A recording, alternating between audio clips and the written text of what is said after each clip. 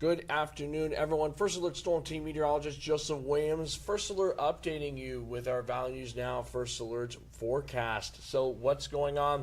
Well, you can see our weather cam showing clear skies out in the Fargo-Moorhead area. It's a beautiful summer afternoon. The only issue is those temperatures are in the upper 80s in the Fargo-Moorhead area. Looking at that temperature of 89 as of 4:13 p.m. And we're seeing similar temperatures across the region. When you add the humidity into the mix, it makes for a hot day. However, we also have a couple of severe thunderstorm warnings out in the southernmost parts of our region, and let me show you what I mean. Again, thank you for joining us. First Alert Storm Team Meteorologist Joseph Williams giving your value news now. First Alert forecast. Again, after a pretty stormy morning, we took a brief break from the storms. Now some of the storms are coming back this afternoon. They're making use of all the daytime heating and moisture and leading to some isolated severe thunderstorm warnings. And let me show you what I mean. So let me get back to the weather graphics here. Here's what our satellite and radar is showing. Most of our region, clear and dry. But notice these severe thunderstorm warnings down here, down in... I'm going to zoom in a little. I'm going to zoom out a little bit so you can just see the context. So Traverse and Grant counties. Those are the counties seeing those severe thunderstorm warnings as of this afternoon. The Traverse County warnings. Let's see. Let's look at this one for example. I'm going to click the query tool for the southern portion of Traverse County. That alert is for an isolated severe thunderstorm that will last until 4:30 p.m. So it will expire within the next 16 minutes. The eastern portion of Traverse County, that's also under a severe thunderstorm warning until 4:30 p.m. So let's clear all to show you what's going on. Basically, we have two severe thunderstorms. One is moving through southern Traverse County. The other one is moving into Grant County, in the southern half of Grant County. Let's take a closer look at that Grant County storm. So you see the reds. The reds represent heavy rain.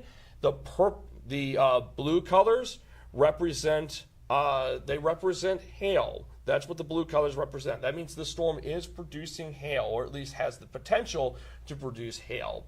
So far, this is radar indicated. Basically, we're seeing on our radar that it has the potential to produce hail and gusty winds. So we have that severe thunderstorm warning in effect until 4:45 p.m.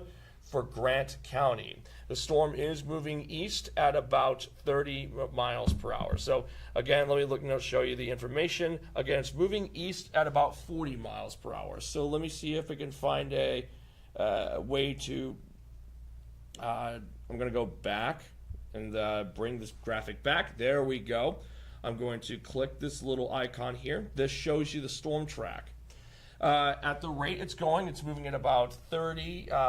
It's moving at about 40 miles per hour. So at that rate of speed, it will reach Hoffman around 4:28, Holmes City 4:48, La Grande 4:57, and Alexandria around 5:02 p.m. So basically, it's making its way through the southernmost counties of our region, through the southern half of Lakes Country over the next hour or so. So over the next hour, we will be tracking that isolated severe storm threat in the southern half of our region. So basically, if you are in southern Lakes Country for the next couple of hours, make sure to have a severe weather plan in place as we track those isolated severe thunderstorms.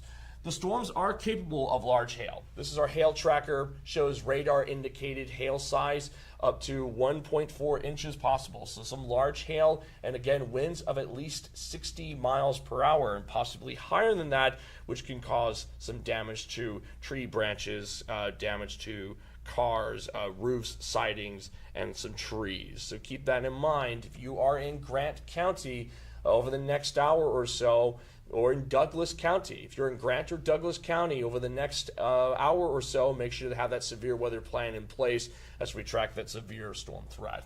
Basically, all this is the result of this low pressure system right here that's centered in the northern plains in northern Minnesota, and it's brought some moisture and instability into our region at least since Saturday.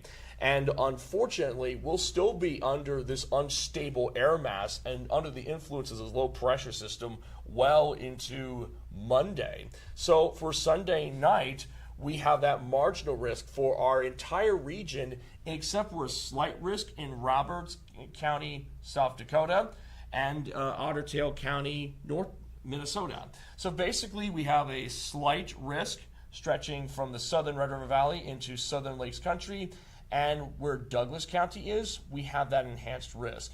So where we have those isolated thunderstorm warnings, that's where the slight and enhanced risk is. That's where our thunderstorm warnings are currently at. So basically, if you're in southern Lakes Country, you're definitely going to want that severe weather plan in place as we head into the next several hours. That threat lasts well into Sunday night. And again, the biggest threats will be large hail up to golf ball size, high winds up to 70 miles per hour, maybe some localized flooding due to all those downpours moving through. As for Monday afternoon to early overnight, we are, like I mentioned, we'll be under that low pressure system, so we could still see some severe weather. It'll mainly be concentrated in the southern half of our region, like impacting the James River Valley, Lakes Country, northeast South Dakota particularly, which is under a slight risk. That means isolated to scattered severe storms are possible south of I-94. And those isolated to scattered severe storms are capable of hail size up to an inch and high winds up to 60 miles per hour. So basically large hail and damaging winds. Those would be the biggest threats. So just to recap, we have severe weather potential for Sunday evening heading into Monday evening, and it's basically concentrated in the southern areas of our region where we could see large hail and damaging winds. So make sure to have that severe weather plan in place for Sunday evening heading into Monday too. Here's what a first alert forecast shows. Again, those showers and storms will mainly be, the worst of the activity should be south and east of our region. This model wants to keep the worst of the activity south and east of our region, but we will still at least see an isolated severe thunderstorm in southern Lakes Country over the next several hours. Keep the VNL weather app on standby as we watch that threat. Monday morning, though, looking good. We will see some patchy fog, but otherwise clear morning, an uneventful morning, just some scattered clouds, and that's it. However, as we get into the afternoon hours, scattered showers, a couple rumbles of thunder are expected in the northern areas of our region, north of Highway 200. Then, during the evening hours, we see some more thunderstorms popping up in the southern areas of our region. So up north, we have our scattered showers, isolated rumble of thunder. I don't anticipate any severe weather up in the northern areas. They'll just be your classic summertime thunderstorms. The southern areas, meanwhile, south of Highway 200, right on top of I-94, maybe in Lakes Country, and particularly in northeast South Dakota, that would be your best chance for seeing some severe weather where we could see at least an isolated severe storm capable of gusty winds and large hail. That threat continues until Monday night, at which point the storms pull out of our region. Between this Sunday night heading into Monday night, a couple of areas may see an inch of rain in spots. So we are looking at your classic summertime downpours with these thunderstorms. So in other words, pretty active night for some of our region. Again, keep the VNO Weather app on standby as we track that severe storm chance. After Monday, though, the rest of the work week, much better. We're taking a break from the rain for Tuesday, Wednesday, Thursday, and Friday afternoon. And it's not until the upcoming weekend that we see rain chances make a return. Here's what it looks like on our first look forecast here. Tuesday, Wednesday, looking at partly sunny skies. This model wants to suggest a rain chance, but even if we do see an isolated sprinkle or two, I think it'll be very, very moisture starved, so little moisture is anticipated for Tuesday and Wednesday. Basically, I'm just thinking we're looking at a mix of sun and clouds for Tuesday and Wednesday. Thursday and Friday, expect plenty of sunshine, and then it's not until Friday night, heading into the weekend, that we see rain chances make a return, maybe with some thunderstorms embedded for the weekend.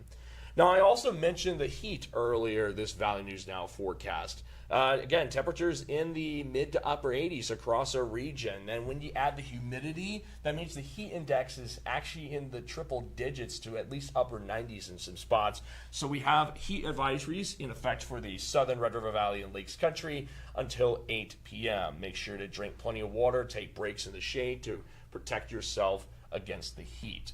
Tomorrow morning, morning lows will be in the 60s, climbing into the 80s climbing into the mid to upper 70s in northeast North Dakota, getting into the low 80s in the southern areas of our region with those isolated thunderstorms likely.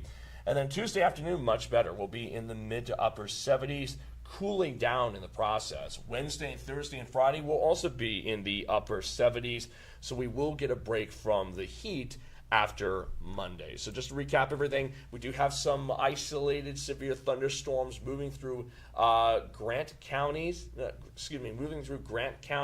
as of 4:22 p.m. So if you are in the southern half of Lakes Country, heading into central Minnesota, make sure to have a severe weather plan in place for the next several hours, as we will keep an eye on those isolated severe thunderstorms that are capable of large hail and damaging winds. And that threat will continue into tomorrow too, so make sure to have a severe weather plan in place for tomorrow. Luckily, after tomorrow, the rest of the work week will be not as hot, upper 70s for our highs, and we're looking at a mostly sunny work week ahead of us.